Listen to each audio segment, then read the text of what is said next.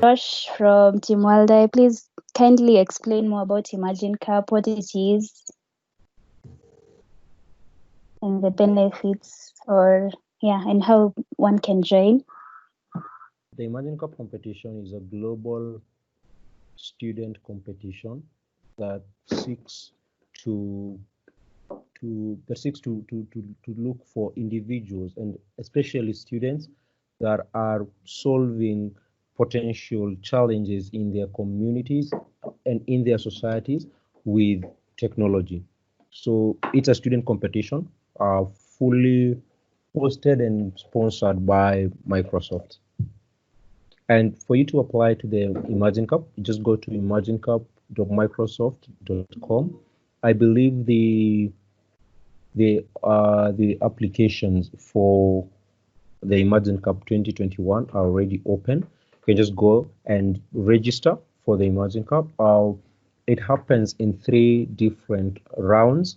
So like we have the online round, which the deadline is somewhere around mid-December. So it opens from around May all the way to mid-December. That's where the online round closes. So like you have to have submitted your project by mid-December, and then mid-January, the winners for the online round are selected. So what happens is like we have 3 different regions. We have the Americas region, we have the Asia, and we have the Europe, Middle East, and Africa. So in Kenya, where I participated from, we are in the EMEA region. So depending on whichever region you are in, you just check when the online round closes because they don't happen at the same time. I believe Asia closes first, then EMEA, then Americas. So make sure you've submitted by then, and then so by mid-December, that is for EMEA. That's one I'm sure about. For Asia happens maybe a week or 2 before, and then Americas happens a week or 2 later. And then in January, the winners are selected. So in each region, so 10 winners are selected. So we have 10 finalists for each region. So that's what is called the regional finalists. So 10 winners from each region. So what happens normally is, but which wasn't the case in this year because of COVID-19, normally what happens is that once you make it through the online round and you make it to be a regional finalist, Microsoft pays for a fully expense paid trip for you to participate in the regional finals. So for the EMEA finals, they normally happen in Amsterdam. So Microsoft caters for you, and then you go for the regional finals. And then in the regional finals, 2 winners are selected. Out of the 10, we have 2 winners who emerge, who now proceed to the World Championship that happens during Microsoft Build. So in all the 3 different stages, the online round, the regional finals, and the World Championships, there are different prizes at each stage. So that's the brief overview of what the Imagine Cup is. Thank you so much, Josh. I guess everyone has had at least an idea of what Imagine Cup is. It's such an exciting opportunity for students to compete in. You get to, like you see, they have formed groups, so you get to work with your friends, network skills, and maybe you may win cash prizes and also amazing mentorship from Microsoft engineers. Yeah. So I guess we'll be just diving into guys' experiences. We begin with Team Wildeye. Okay, just amongst yourselves, can one of you just give us how did you come up with your idea, or what made you want to compete in Imagine Cup? Hi guys, I'm Clinton Odor from Team Wildeye, and I'll take that question. What motivated us to join the Imagine Cup was earlier on, before we decided to register for the Imagine Cup, we had participated in a certain competition, which was the Sigfox University Challenge. It is hosted by Hackstart.io, which is community of hardware guys, those people who come up with hardware solutions to help problems that the society. After participating in the competition, we won 2 awards, and we were very motivated to give it a try in the Imagine Cup. So like apart from that, another inspiration came from our senior lecturer, a lecturer at the Kimathi University of Technology called Dr. Shira. He also chipped in mentoring us and also like giving us like the motive to continue with the idea. Yeah, thank you.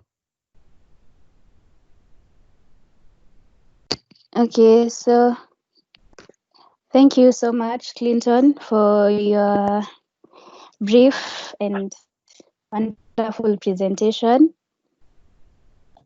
How was that like registration? Did you at some point feel that the registration process is tiring or something like that? Actually, those are among the challenges that we face when you are registering, because if I can remember at some time we were doubting ourselves. I can remember one night as we were continue like registering and building, like Josh, we were talking to Josh, and Josh like felt like that this is not an idea that is worth competing in the Imagine Cup, because like if you look at previous champions in the Imagine Cup, they usually come up with like very wonderful ideas, mostly related on health. So like we somehow doubted ourselves at first, given that we are coming up with a project that is related to wildlife, and not something that the major challenge that usually in the Imagine Cup is most of the time you usually find that the judges are usually more interested in the business aspect of your idea. So like we thought like if we're coming up with an idea and a project that does not affect people directly, because for us to deliver our solution to help others, we must pass through other organizations like KWS. For example, in our case, KWS was our immediate customer. We couldn't reach like other customers, like the case whereby, for example, if you look at medical, if you look at medical projects whereby you can target an individual. So like we really doubted ourselves, and we just moved on, and we just had the hope. We just had the motivation to go on. Yeah. Oh, that's really nice. We know, that lots of people also have that fear that maybe their solution is not good enough. But we have a perfect example of Team Wildeye, who they never doubted, even though they had doubts, but they overcame the doubts and went on. Okay, on to the next question. Okay, we've heard about the challenge that you had at the beginning. What is like the most fun or exciting experience that maybe kept you guys going? Maybe we can have somebody else from the team to explain. Okay, so I'm Julia. Maybe I can take that question. My most exciting part of the experience, the whole Imagine Cup journey, it was the part where I got to know that I would travel with a team that I was working with. So personally, I've never been out of the country. So the whole idea of we won the first, we were among the winners in the first round. So the second round, we won ourselves a fully paid trip to Amsterdam to do the presentation. So up until March, when the COVID-19 thing happened, that was like the best part for me, because I knew that Imagine Cup does not just offer a platform for you to share your solution at a global scale, but it also offers you an opportunity to have fun while you're doing it. So that was like the most exciting part for me. Up until around that May, that was a week to the travel, when we received the notification that, due to COVID, we won't be able to travel, because I believe that the safety of the participants is top priority. So until then, but the most fascinating thing about it is, despite that challenge that happened, the event was not cancelled. It just adjusted the systems, and despite having paid the flights, paid the hotel rooms, booked everything prior.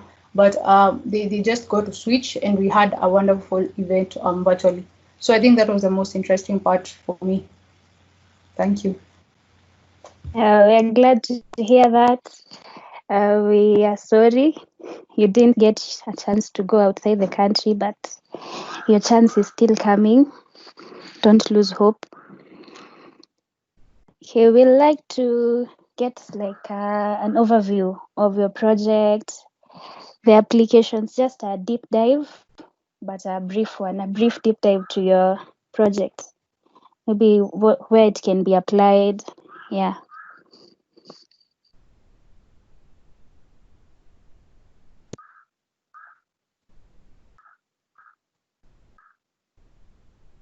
You can collaborate in your team and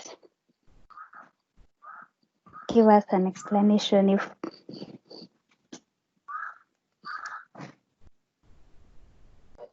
Okay, I'll take that. Our project was basically Team Wildlife presented a camera trap. A camera trap is a motion activated camera that is placed somewhere in the world to look at what is happening in the surrounding.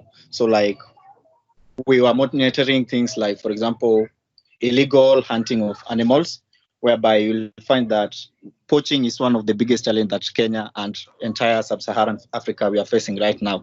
So like we had the idea if we can put these camera traps in the world, it can, whenever it detects a person, because the camera trap was running like edge machine learning, so that it could recognize different activities that were happening around it.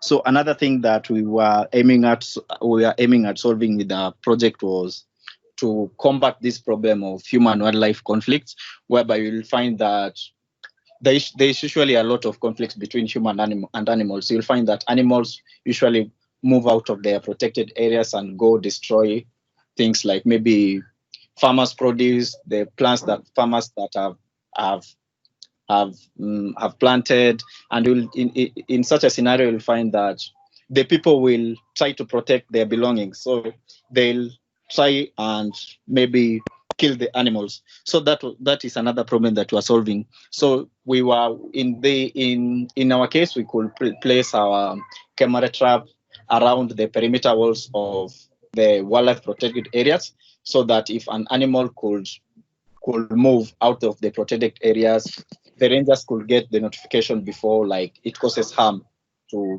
the local communities. Another thing that our project could do, it could like detect like other, it could monitor indigenous species, like the most vulnerable species, whereby it could also see like species that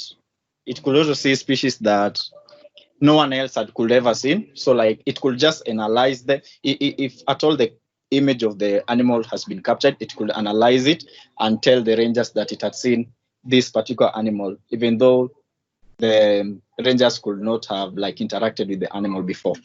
Yeah, that's just a brief summary of what our project was being. Oh, that's very nice. How did this competition boost like your? How did it boost you? I know it's it created awareness. How else did it boost you, your team, and also you as individuals? Okay.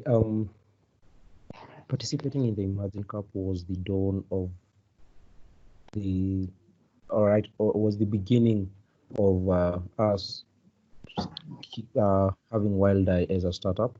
So after the Imagine Cup, we decided to push forward with this idea and build a startup company out of it. And we are currently underway doing in development, and we've reached out to our potential customers. We're working with them to know how best the solution should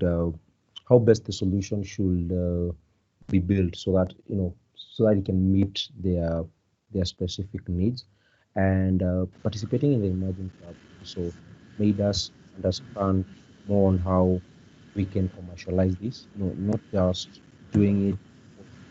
Initially, it was just a project when we were doing it in the SIG University Challenge, and where we won the biodiversity and positive impact prize. It was just it was just a project, nothing beyond a project, and we didn't have a lot of thoughts on how to scale it, on how to to build a startup company out of it. But participating in the Imagine Cup and the mentorship that comes in the Imagine Cup, meeting these, we have our personal mentors, personal mentor in a team, and also the feedback from the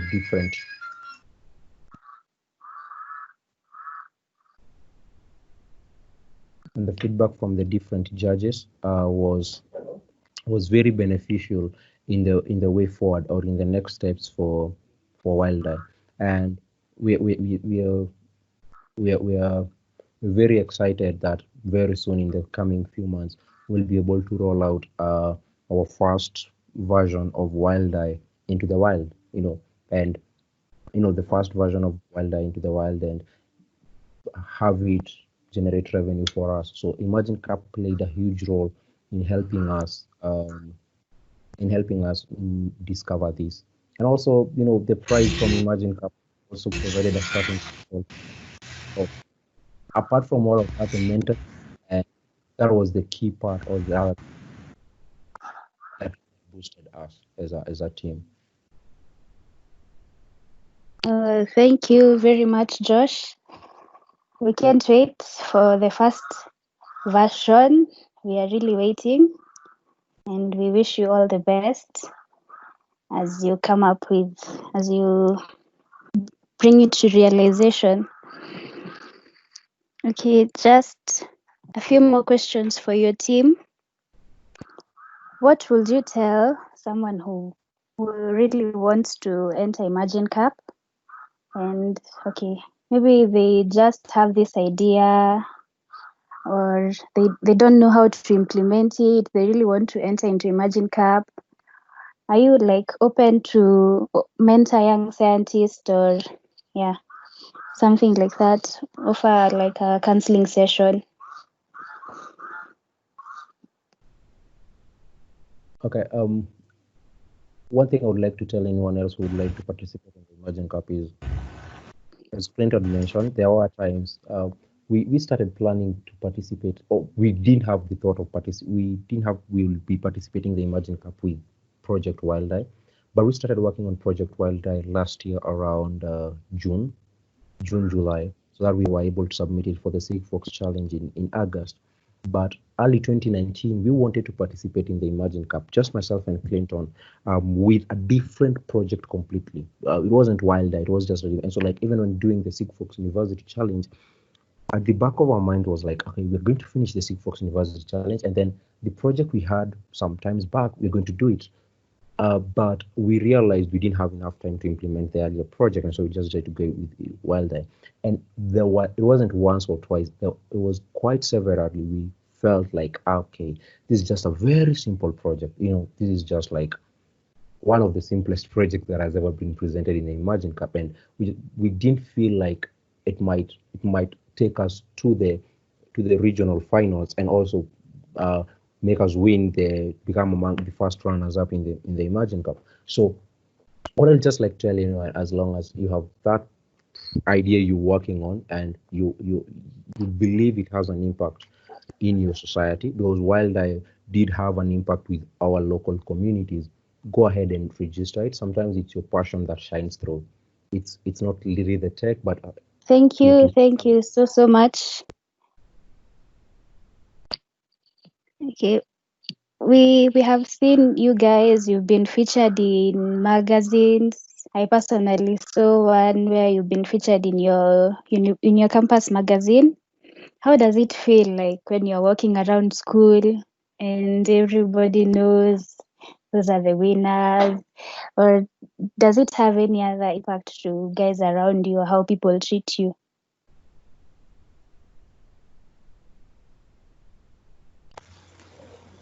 Okay, so maybe I could take that interesting question. So, okay, as you said, being posted in the various social platforms, for me, okay, someone kind of feels good because at least you feel like you are part of something, a part of something revolutionary. Because personally, the problem that we were addressing, after interacting with our the customers, the target customers, we got to have a deeper understanding of the problem. So being featured like someone who's done something to address that particular problem that most people know about, okay, it feels good, obviously, but again, it wasn't about like, you know, the pride and stuff. You know, don't let that get into your head, because you'll be like, the main aim of competing with this particular project was to provide a solution to an existing problem, you know, problem that was affecting people. And like in our country, you see how dependent our economy is on the tourism department, or rather ministry. So this is a problem that if it gets out of hand, you know, we'll suffer as a country because of the general income. So personally, okay, it wasn't bad. The feeling was nice, but don't let that get into your head. And at a personal note, it also boosted my confidence. I felt like if I was able to achieve this, I can do much more. I can actually work on many projects and help as many people as I can. So yeah, I think that is how I felt after seeing that.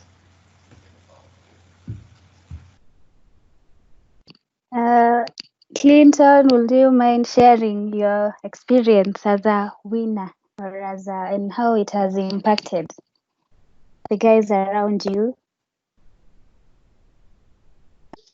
Actually, for me, it was something good winning the Imagine Cup and also like reaching the regional finals. I couldn't like I couldn't believe it at first. And then if you go back, like we were doubting ourselves in participating in the competition at first, but being featured in different magazines was like a motivation. It was just like motivating us, like to do more. It was just telling us like you can do more and more and more. Yeah, that's what I have to say. What about Josh? Um, I don't know how to put this, but one thing I would like to say, seeing people tell your story in their own words, in what they know about you, that was just an affirmation like what you're doing is really having an impact and you're doing the right thing. So for me, it was just that motivational factor that kept pushing me. Sure, whatever I'm doing is impactful and people can really see what I'm doing is really helping the communities around me because like when we were telling the story about Wild Eye, it was a personal story for someone like me coming from an area where wildlife conflict is rampant, and so human wildlife conflict is rampant, and so having another person tell your story in their own words, that was just a motivation for me to keep doing what we're doing, and that was also one of the driving factors that yeah, sure, we can push these to our own startup company. Yeah, that's really inspiring, especially hearing that you are like telling your own story. I know it feels really nice when you do something like you can really relate to. I'd like to end your Q&A for now, and we head over to Team Knights. I know they're already here, so I hope you guys are ready. Yeah, hello, we are ready. Yeah, I think also okay. Michael's on board. Okay, I guess we'll just begin. So Okay. how was the application process for you guys? Like, did you feel at one point like you don't want to get into the competitions? For us, the application was quite intensive because I remember Michael came up to me, is like, let us apply for the Imagine Cup. Seeing it's a great opportunity. So, and at that time I had finished school, so we thought there's nothing to lose, and it would be a great opportunity if we succeeded. So we sat down. We met at Garden City to discuss the way forward. We sat down. We strategized on what we are going to do. We are going to tackle it forward. And that day we started the application process. They are requiring a lot of documentation. on the program, the code, operation manual, the PowerPoint. So it was quite a process, but we were glad that we were able to do it. And once we submitted, okay, personally, I had forgotten about the the Imagine Cup, and when I got the email, is when I was like, wow, actually the application came through. Because at that point we didn't think we'll actually pull through, because we had seen we've seen many great projects from the previous years and the level they are competing at. So you are like, okay, even if you apply, when you are applying, you are like, okay, even if you don't get taken, at least you have put our best foot forward. And so when you got that email, you are very surprised and very happy that we are selected as the regional finalists. And I think it was one of my highlights of the year, being chosen as a finalist for the Imagine Cup. Hope I answered the question. Yeah, you did. I don't know whether Michael is on board. Yes, I am on board. Okay. How did you guys come up with your idea? Or maybe you can also break down the idea for us so that we can know what exactly the solution was. Okay, maybe I can take this one. Yeah. Can you repeat the question again? Tell us more about your project Okay. and how you came up with it. Oh, okay. Oh, I asked because you added something, and okay, the last part. Okay, let me start with what the project is about. The project is about a simple way of dealing with the problem of weeds, which actually torments many farmers. Like if you go to a farm when they are planting, you'll notice when they're planting, like even maize, they put 3 seeds in one spot.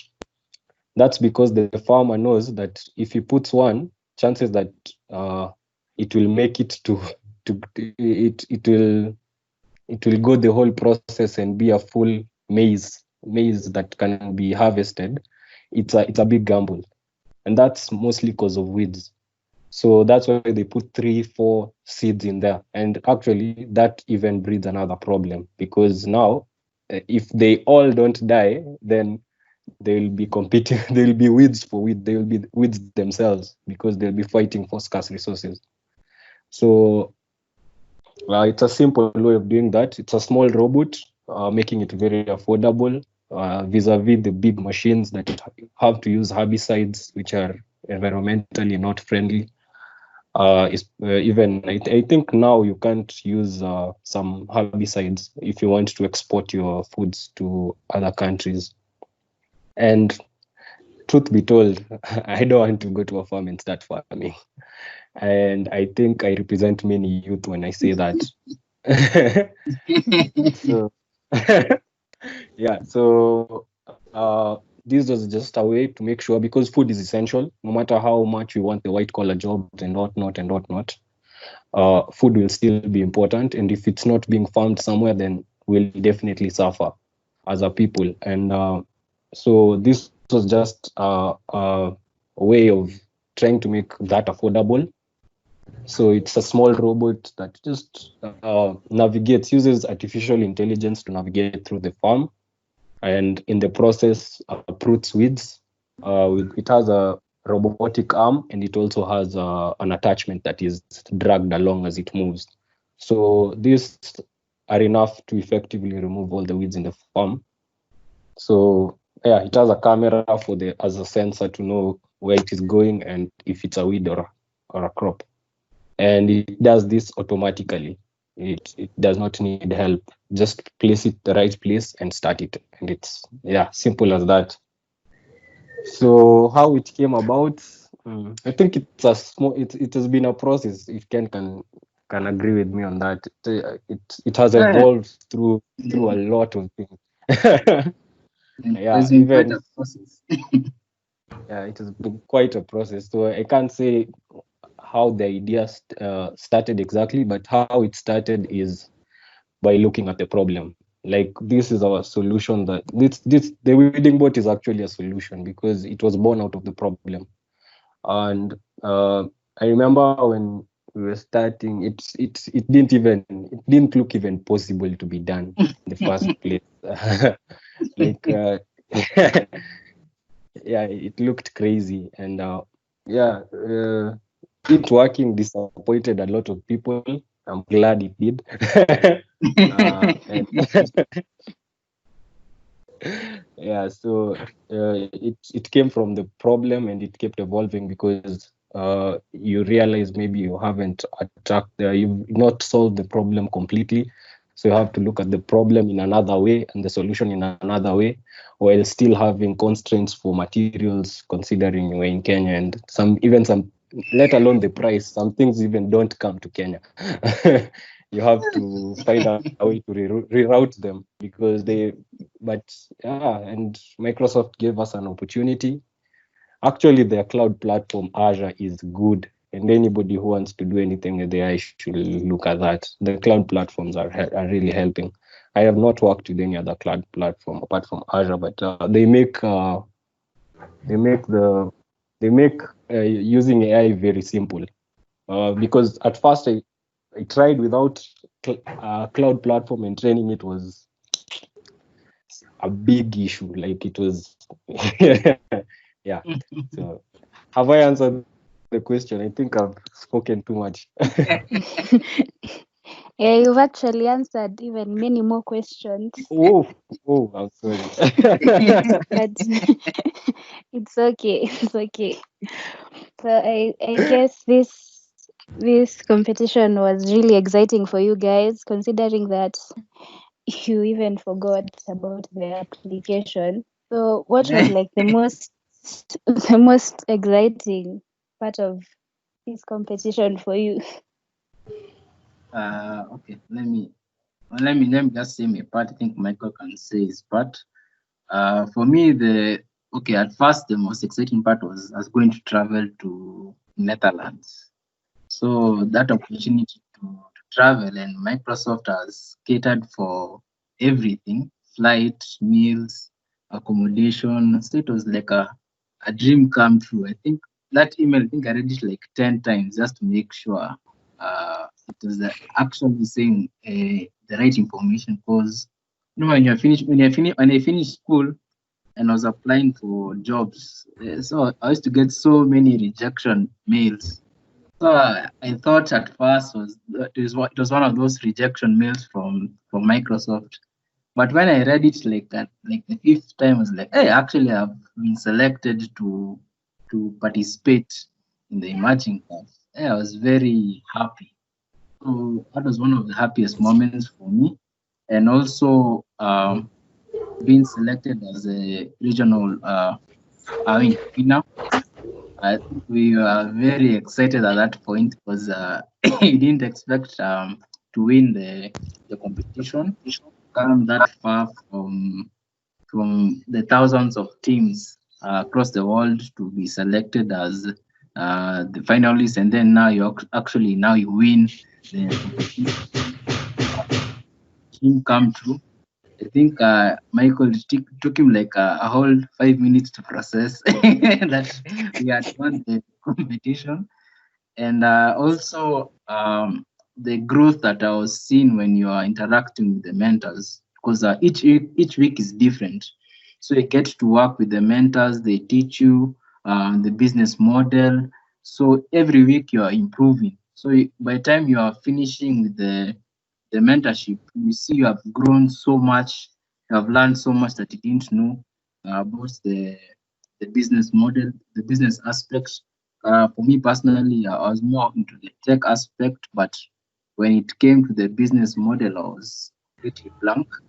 But thankfully, the Microsoft provided the mentors and the trainers to teach us on the business model, and that really helped us a lot to shape our product to in such a way that we can actually make it commercially viable to our customers. Yeah. I guess we'll have Michael share his experience. What was Uh, like the best part for you? the best part was when we were sitting there in the Microsoft office, and I actually had the nights, and I was I I was lost. I'm lost for words that can describe that moment. Because I remember, it starts with 5, 4, 3, 2, 1. So the problem with waiting till if you're a winner is the fact that it's when they finish like 5, the opportunities get lower and lower and lower and lower. So so when they're actually going to say 2 and 1, you're like, okay, so this is either we've won or we've lost completely.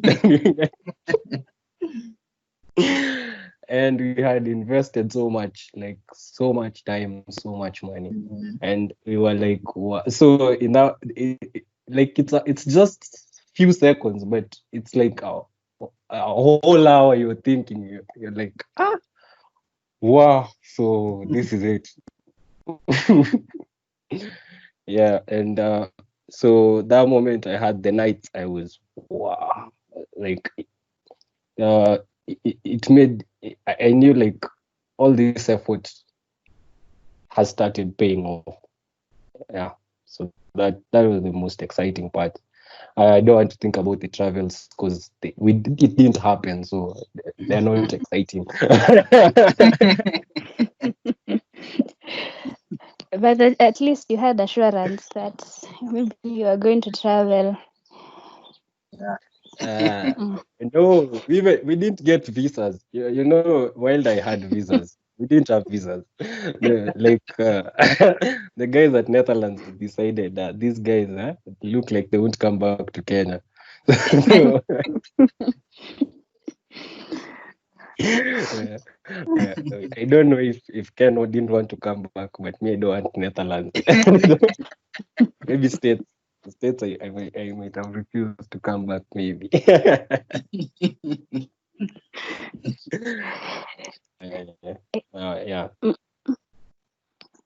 Yeah, we can all relate. You had such a wonderful time.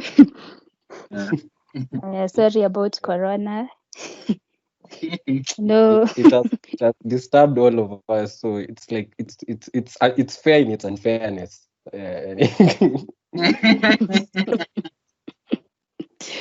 Yeah, but I hope the guys organizing Imagine Cup will maybe do something for you guys so that you don't feel that. Yeah, they should. I think they should come through for all the finalists. Like if you are chosen to go to Netherlands, actually get an opportunity to go to Netherlands. I think that would be, even if it's not for the Imagine Cup, even if it's for like build or something, at least you get an opportunity to go to such countries, interact with people, see what you can learn from them. They see what they can learn from you. Because such opportunities are mostly for networking. Because that's how you get to grow as a person. You meet other people, interact, you get exposed to so many things that you don't get exposed to at in Kenya alone. So hopefully they come through. At least we go to a different country, just not in Africa. And yeah, I'm sure they also maybe are doing something, but we'll just have to wait and see the outcome. yeah, Yeah. But Corona is also affecting Microsoft. So I think it's okay. It's a good thought to think about it that way, but it's a feasibility because also companies are not getting the profits they used to get. So they would want to cut on expenditure more than increase it. yeah. So yeah, but Well, it was nice thinking that we can go to Netherlands. We traveled with our minds. Yeah. We did research on the hotel we were going to.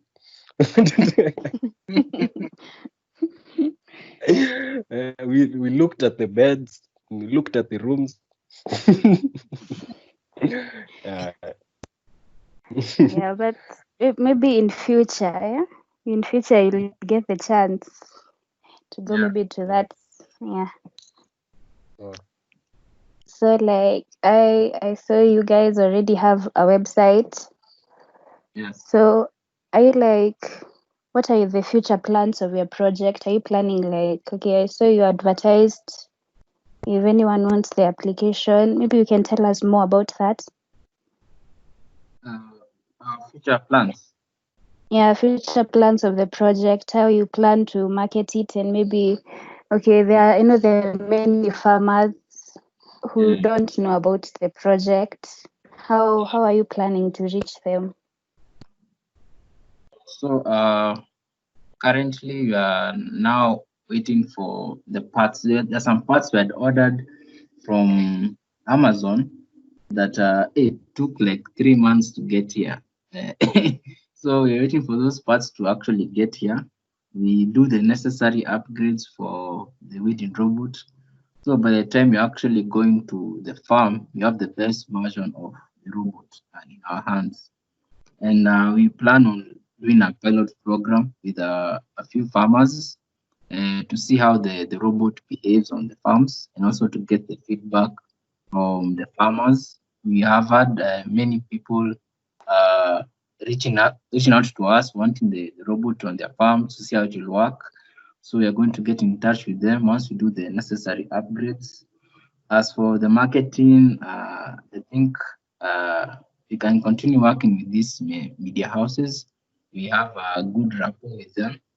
So once we are now satisfied that we have the best version after you have done the pilot program, you have gotten the feedback we needed, we have made the necessary upgrades, we can get in touch with the media houses, start advertising to various prospective customers on the weeding bot, and also those farmers who already worked with already on the pilot program, they'll also spread the word to other farmers. So in essence, the once the word spreads, almost every farmer will hear about us, and from there on, we can now plan on how we are going to attend the various farms, because those will be many robots for those many farms, because we are planning on using farming as a service model, where we are going to charge our weeding services per acre on for the farms, so the farmers won't have to buy the robot, start thinking about maintenance, repairs and such. So all of us, so us will be bearing the burden, or then they just have to pay for the services of weeding. So it will be very cost effective on their part, especially in times like Corona, where income is quite a challenge. So you don't want to sell it to them, then they are left unsure, like, hey, what if this thing breaks down? What if it's a bad investment? So you have to remove all these burdens and just offer to them the services. And once they like it, I'm sure they will continue to ask for us each and every month that they're doing the weeding. Yeah. Okay. Let me speak for myself. I can tell that there are very many challenges, especially with the parts Yeah. and importing them. Yeah. Yeah. So how, let's say in future, do you like plan to have like a permanent supplier or permanent source of those parts? Or how are you going to approach the problem? The problem is it's the first time you're importing things. Like you choose a funny courier and they do funny stuff. You get, so like now we have a funny courier that's doing funny stuff, and maybe and I won't name them, but yeah. But with time you learn to solve you learn how not to use the bad couriers. And like the biggest issue for this time importing was the fact that the most parts we were buying are only sold in US. Okay, the sellers don't ship to Kenya, so we had to actually get them, take them to somebody's place, and then when they all arrive, to ship them to us. And that caused the problem, because now when you ship yourself, you don't have Amazon doing all the work for you. You don't, so you actually have to do it yourself, and you don't know how to do it, so it just gets more expensive and bad models. But if we do actually start producing on a mass scale, then there will actually be a market for the sellers to actually sell to Kenya directly. So that will solve a lot of issues. Maybe it won't even come by air, it will be coming by port. So that will be cheaper. They will come in large amounts because it's more bulk ordering. And if things go according to plan, we can actually build capacity in our own country. Like, I'm a firm believer of we can sort ourselves. Okay, not that we don't need other countries, we need them, but I think we need to be independent so that we can be interdependent with them. Not we need them and they don't need us. I think that's a bad place that we have been for a very long time, and we need to change the narrative. Yeah, true. I hope you learned from your experience and you're going to make better choices. You're going to make better choices on the shipping. Yeah, So definitely. So okay, we've seen you guys on the media on K24, on is it Switch, I guess? Yeah. How do you deal with the public? Do like guys who maybe you studied with, do they view you differently, or how do you deal with it? Okay, I've got a lot of press on the wedding board. Many media houses like NTV, Inoro, Citizen, they featured us on the stations. From that, we got a lot of messages, mostly congratulatory messages for presenting Kenya well. And sure, you get here and there, you get some funny messages, but we had anticipated for such. But we didn't let that popularity get to our heads. You can just get a tiny bit famous, then you think, I've already reached this point where we are being shown on TV, so there's no need to put that much effort. But we stayed away from such mentalities. We just acted like we didn't even get mentioned, and that enabled us to push forward and even do a better version of the wedding boat, because we knew they were going to get the fame. Actually, I was just telling Michael about the JQuat part. I was telling him, hey, these guys are going to write articles on us when we come through on this Imagine Cup. So at that point, we had participated in this other competition called the JQuat Tech Expo, and we didn't win at that competition. So, from our point of view, we had brought our A game, and as many people were gathering at our booth, so we are quite let's say disappointed that we didn't win. But I told Michael, once the magic thing comes through, these are the same people who come to us, write articles on us, and when that came through, I think we were pleasantly surprised because on how fast word spreads on the media. But the problem with this media, there's a lot of copy pasting. So if I think that there was a point they misinterpreted what we had won. they actually doubled the figure. So once they double the figure, now that changes the narrative. So now people think you are millionaires or something. At that time, you had already spent the money on upgrading the wedding boat. So people think you have cash, but in real sense you don't have it because you invested it back into the wedding boat.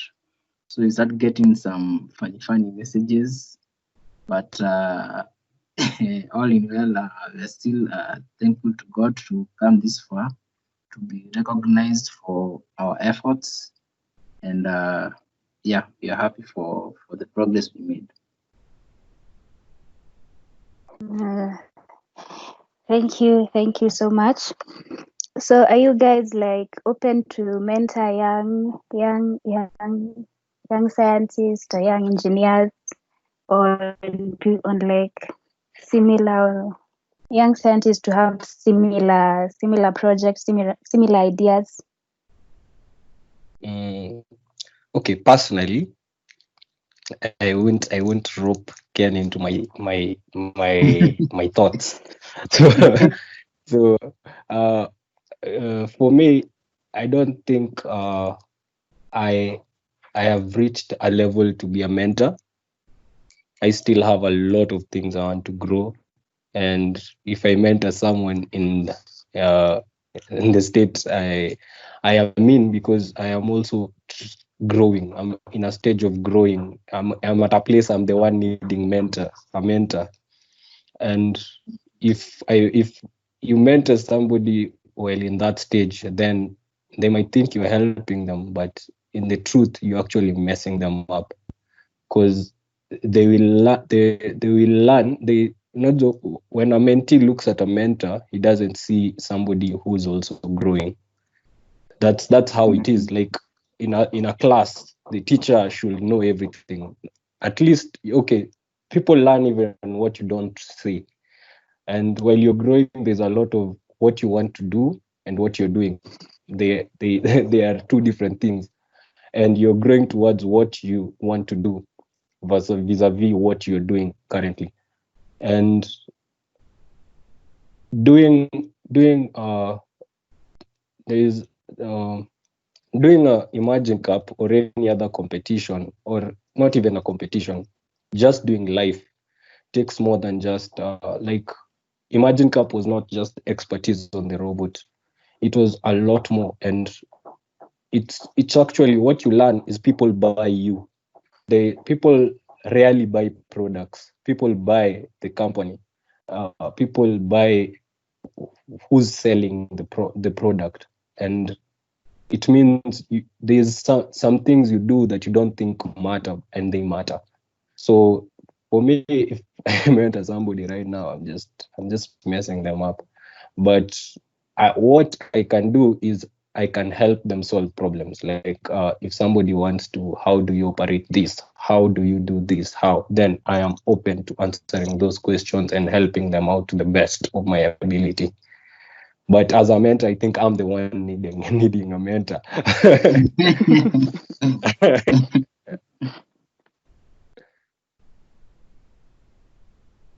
I don't know. Can maybe you can say you can place your thoughts so that you are not roped to my very extreme thoughts. What about you, Ken? Okay, for me, personally, I've been okay. Mentor is a big word. I would say I've been advising. I've been doing more of advisory roles to the people who have been in touch with me, especially after the tech expo that we did. A lot of people reached out like, "Hey Ken, I've seen you doing this and this. How can I start on AI? How can I start programming?" So I've been basically advising them on what to do, how to get started, and on a path that will lead them to being an expert in programming. Because being a mentor is quite a big role. You know, it's not a role that you just take on lightly. Because being a mentor means you're an expert in a certain field, and you feel that you have a lot to offer. from experience in that field. But for us at our stage, we are still young, we're still learning a lot, and the best that we can do is just advise people on various matters, be it AI, the competitions, merging cup, and such. So mentoring is quite a big task at this point in our lives. Maybe in like 30 years, by the time you've gotten enough experience, now you can consider being mentors to people. But at this point, all you can do is just advise people on various matters that are affecting them. Yeah. Okay. I guess at this point, maybe we'll give the audience a chance to ask any questions. You can direct your questions to both teams, or any question you may have. You can just project it out or write it down on the chat. I guess if we don't have any questions, maybe we can have a game for the teams. Maybe it's okay.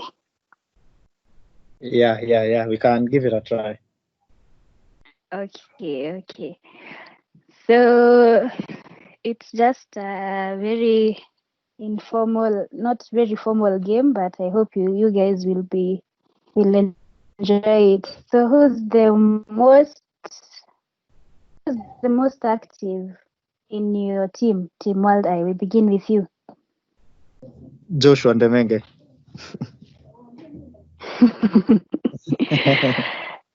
Who's the timekeeper? Yeah? Julia. Julia is your timekeeper. Yeah. Who was the most excited about your project?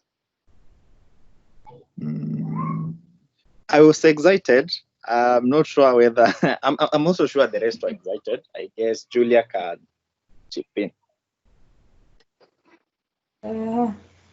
Okay, I can say I was really excited. Myself, I was very, very excited about the whole thing.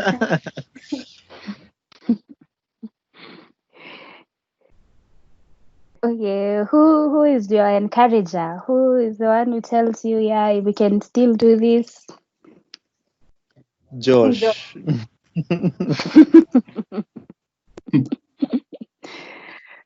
Who works best under pressure? I could say me. Definitely not me.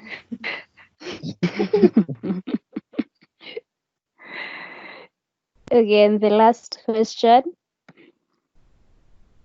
Who is the first one to always come up with a solution? Like, yeah, who's the first thinker? I could say Josh. Yeah, I think I'd also say Josh. Yeah, Josh. Josh seems like he carried the day for your team. Yeah, actually, he has been the motivation. He has been guiding us all through since application, till the presentations. Yeah. Yeah, so big congratulations to Josh. Over to the next team. So who's the most active for you, the Knights? Most active. I think it's me. Okay, I think it's both of us. Because I'm mostly a morning person and Michael is more of a night person. So at night, Michael is the most active. In the morning, I'm the most active. 24-hour job. So basically, the nights are the most active in the end of the day. Okay, who is the timekeeper? Definitely That's can. Definitely can. I always come late. Ken has to come so early so to compensate my lateness.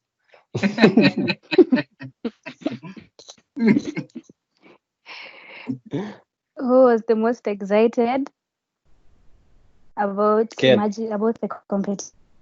Ken.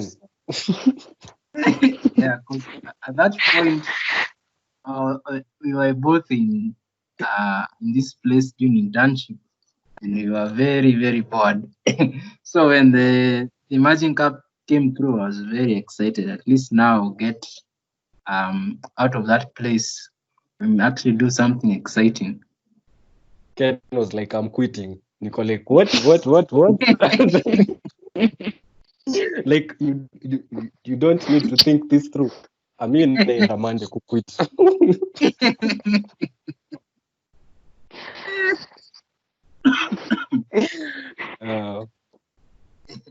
Okay, who is the encourager? Me. Yeah, Michael. Yeah.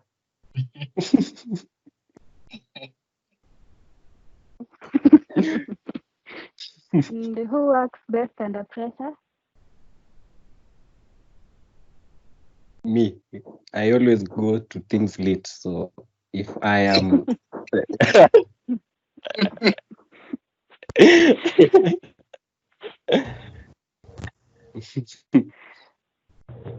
Okay, so yeah, I guess for you it's a draw. You go half. Huh?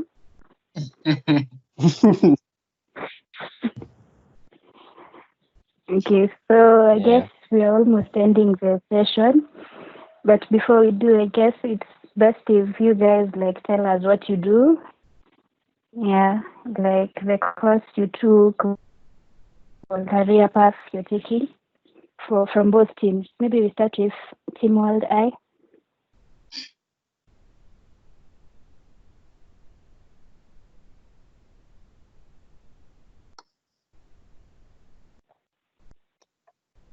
Okay. As I mentioned, I'm still a student, third year student from DICUT, that is Dedan Kimathi University of Technology, doing a BSc in IT, and I'm an aspiring web front-end developer. Yeah, I think that's pretty much it.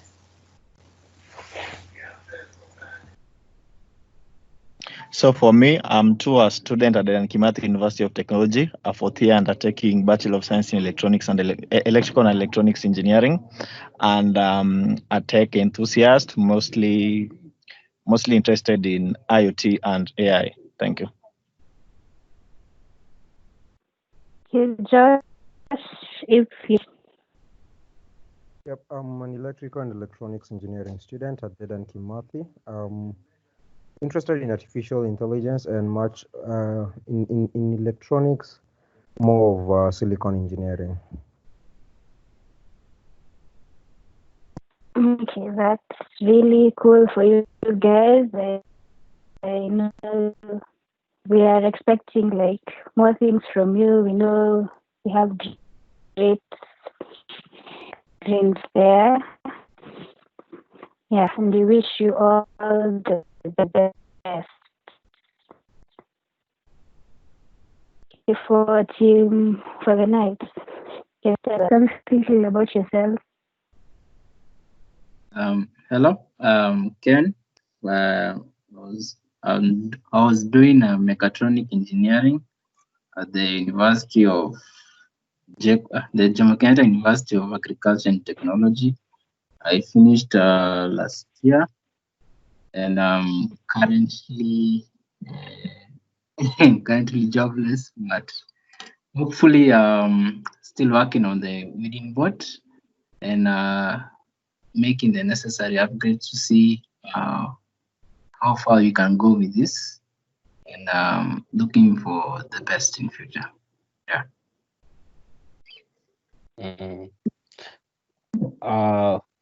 Okay.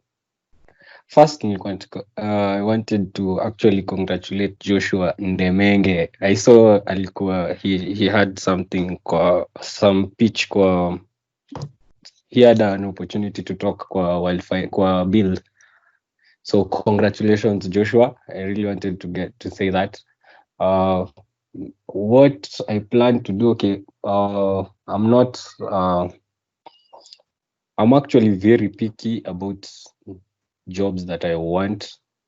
For me, I'm like, as much as I should I should go to an interview. They also should sell a good game. I think it's fair. So so where I'd work, they have to really love doing things excellently, because for me, I need a very good reason to leave my bed and go and start working during the day and not during the night. So so if there's something that they're solving things that help people, that actually will give me a satisfaction feeling at the end of it all, apart from the pay, then I'm good with that. So for me, I'm almost like a jack of all trades. Like, that's what mechatronics is about. I also studied mechatronics, so in the same class with Ken. So JQuat, we graduated in November 2019. So AI, robotics, automation, IoT. Yeah, basically jack of all trades. Yeah. Yeah. Okay, Josh, I saw your hand was up. Maybe you have something to say. Yeah, of course, I have a question for the night. Maybe this is on behalf of the audience. Are you guys hiring people for the weeding board? Okay, we it has to actually to hire people, because farming as a service means there will be people manning this, and we actually have a good business model that actually will pay the people a lot of money, but we need to start with first things first, and that is actually first getting a pilot program. No, it's difficult because you have to get willing farmers that actually want to go the whole process. And okay, we partnered with the Ministry of Trade, so will be featured on the agricultural trade fair, Nairobi, and they were really excited about it. So, but we need to go the whole process, like the upgrades. Then we actually need the test farmers, and this might take like 3 to 6 months, because we have to check if the whole process for the robot can do the whole process from when the crop is small to when it's big. Like, these minor tests, but they have to take long, because we don't want to have products that are substandard, because once it goes out as substandard, then getting the trust back from the people will be kind of difficult. Yeah. Have I answered your question, Joshua? Yep. Yeah, sure. So, anyone else who maybe would like to ask another question or comment?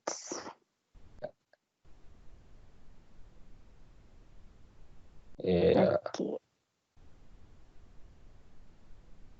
I think I have a question to Julia. Oh, Felix, I see your hand is up. Maybe just project your question. There's a question for the Knights on the chat window. Okay. Thank you.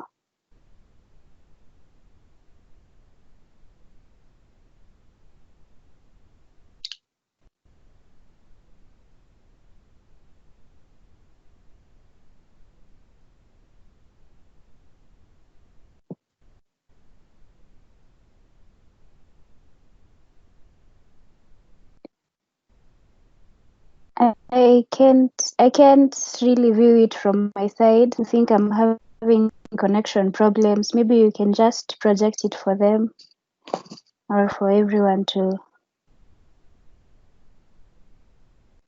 Okay, someone is asking, for the Knights, have you ever collaborated on other projects prior to the Imagine Cup?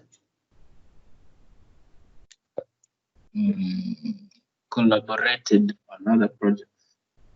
Yeah. Okay. No, we haven't collaborated on any other projects before the Imagine Cup.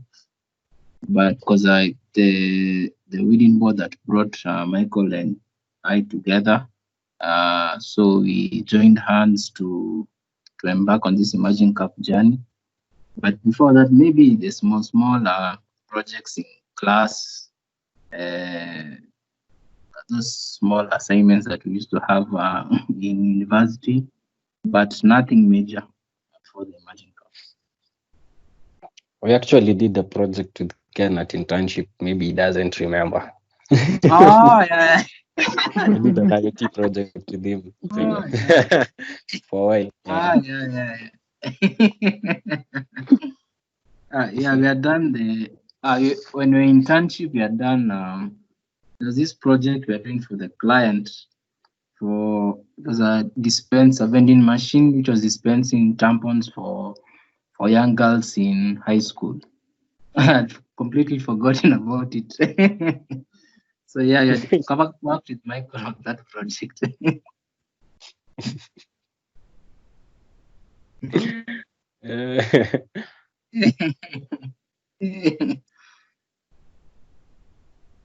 Mtaka Okay, kuniruka. maybe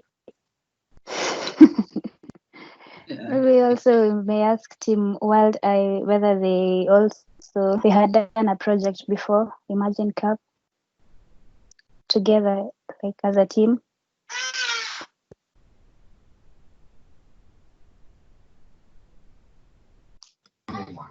Okay, as I had earlier mentioned, we had worked in a certain on the same project, but in a different competition, the Sigfox University Challenge. We worked together. Yeah. Okay. This question is for Julia. What will you tell?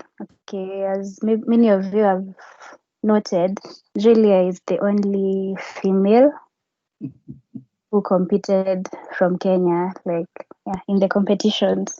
What will you have to say, to tell us as girls or as ladies? Okay, thank you so much for that question. So that is something I also noticed, like from the other teams, the ratio of the male to the female. Females tend to be lower. So either we have one lady or no lady at all. So maybe from my experience, there's a time I felt like I'm not confident enough. So if I have an idea, I'd maybe sit on it and wait for someone else to project it out. So maybe for any ladies out there, I for one believe that ladies are capable, we are more than capable of innovation and invention actually. So whatever, be confident in your ideas. If you're thinking about something, I think what tends to hold us back is I don't know, we have some fear of maybe rejection or something, because you'd find like in my school, most of the hackathons that I attend, you'd find that in most teams we either have 4 participants, 3 of them being men and with only 1 lady. So I think the only thing that is holding us back is the confidence. So you just need to be confident, in whatever you're doing. If you have an idea, just share it with everybody. Believe in what you do. If you write code, if you're part of the business analyst team, just be confident in whatever you're doing, and it's just an amazing opportunity. And maybe this is something that I've noticed for the females in the technical field. You're like more privileged than the men, because obviously there are many. You'd find like in an interview you'd have like 7 men and 3 females fighting for 4 slots. Mostly what happens is if the females they are proved to be confident enough, they're going to get the 3 slots, and the remaining guys are going to fight for the 1 slot. So I've seen this, and so maybe the only thing that is holding us back is the confidence. So once you work on your confidence, feel free to share your ideas, and you're going to go far. Yes, thank you. Thank you very much, Julia. I also noticed in our meeting, the ladies are fewer. I know it's quite challenging, but we'll overcome. So I guess we are almost ending the meeting. Anyone who has a comment, maybe the comment, question, please just project it.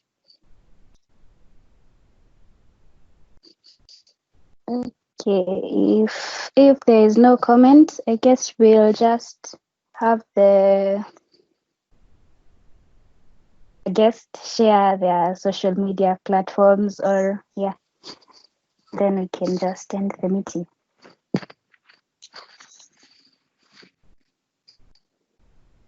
We can just begin from anyone who's ready, or Team World Eye. You can you can share both personal and team social media handles. Okay. Myself, I'm Josh. You can find me only either on Twitter or LinkedIn. Twitter it's jcardiff254. LinkedIn it's Joshua Demenga. In case you'd like to reach out to Wildeye, you can just send an email to info@wildeyeke.com and someone will respond to you. So for my case, I'll start with my name. I'm Clinton Odor. You can find me on Twitter at Odor_C or in LinkedIn at Clinton Odor. Okay, and I'm Julia Muiruri. On Twitter, at Jules, LinkedIn, Julia Wamboy, and Wildeye, we're also on Twitter at Wildeye KE. So it's Wildeye_KE. Thank you. For the nights, as you can just go to our website, www.thenights254.com. You can go to the About section. You'll find both Michael and I's social media handles. When you scroll down, Facebook, Twitter, YouTube, and also Instagram and LinkedIn. So just go to our website, click on About, and you'll find all our handles there. Thank you. Thank you. Thank you. Okay, I'll also share mine. Consolata Gisheru on LinkedIn, at Consolata G on Twitter.